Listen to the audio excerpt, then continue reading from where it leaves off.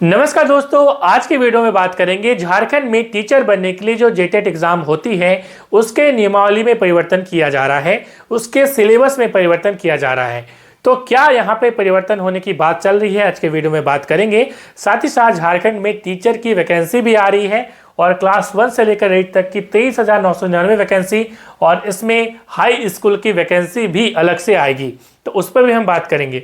देखिए, यहाँ पे बात ये चल रही है कि अभी आपको मालूम है कि जो सिलेबस इस बार जेटेट का बनाया गया है उसमें काफ़ी टफ सिलेबस बना दिया गया है। चलिए हम लोग बात करेंगे एक एक करके। देखिए, झारखंड में बेसिकली जब हम टेट की बात करेंगे तो एक तो आपका क्लास 1 से लेकर 5 तक की होती है जिसे हम प्राइमरी टीचर्स बोलते हैं, और दूसरा होता है क्लास 6 से लेकर 8 तक की जिसे हम कहते हैं अपर प्राइमरी लेवल। ठीक है, तो इसमें आपको पहले जो 2016 में जो क्वालिफिकेशन थी वो कुछ इस प्रकार से थी। ठीक है, ये थी अपर प्राइमरी टीचर्स के लिए और दूसरी थी प्राइमरी टीचर्स के लिए ये क्वालिफिकेशन। ये 2016 वाला डेटा मैं दिखा रहा हूँ। अच्छा, 2016 वाला डेटा क्यों दिखा रहा हूँ? क्योंकि सिलेबस में ऐसी बातें बताई गई हैं, मतलब चर्चा चल रही है कि 2016 वाला जो पैटर्न है उसी को अब फिर से फॉलो करने की बात हो रही है, नियमावली में उसी को जोड़ा जाएगा। क्यों? क्योंकि आपको मालूम है कि इस बार जो सिलेबस बनाया गया था, ठीक है, तो 150 जो है प्रश्न 2016 में पूछे जाते थे, 2016 की नियमावली में। ठीक है, 30 नंबर आपके इस सब्जेक्ट से चाइल्ड पेडागोजी से था, उसके बाद असिस्टेंट टीचर्स के लिए हिंदी इंग्लिश का था, उर्दू का था, इस प्रकार से यहाँ पे ये था। तो इसमें आपका 150 सवाल रहते थे, जिसमें पहले नियम था कि 60% आप यदि जनरल हैं तो आपको 60% लाना पड़ेगा क्वालिफाई करने के लिए, और यदि आप SC ST OBC हैं देन आपको लाना पड़ेगा 52%। ठीक है, ये 2016 में प्रावधान था, मगर नया प्रावधान क्या कर दिया गया था, 40% जो है वो आपको प्रत्येक सब्जेक्ट में इंडिविजुअली लाना पड़ेगा, प्रत्येक सब्जेक्ट में क्वालिफाई करना पड़ेगा। अभी ये नियमावली बनाई गई है, आपको मालूम है। अब इसी से क्या होगा, सबको दिक्कत हो रही है।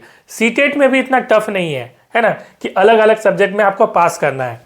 तो अब क्या किया जाएगा कि 60% वाली जो पहली जो परंपरा चल रही थी, ठीक है, और सीटेट में भी ऐसा ही चलता है, तो ये जो है फिर से मतलब प्रत्येक सब्जेक्ट में आपको अलग से पास नहीं करना, आपको सब मिला के जो है पास करना है। मतलब 150 रहेंगे तो 150 में 60% आप लाइएगा तो आपको क्या हो जाएगा, 90 नंबर हो जाएगा, है ना। उसी प्रकार से 150 में आपको 52% लाएंगे आप SC ST OBC के लिए।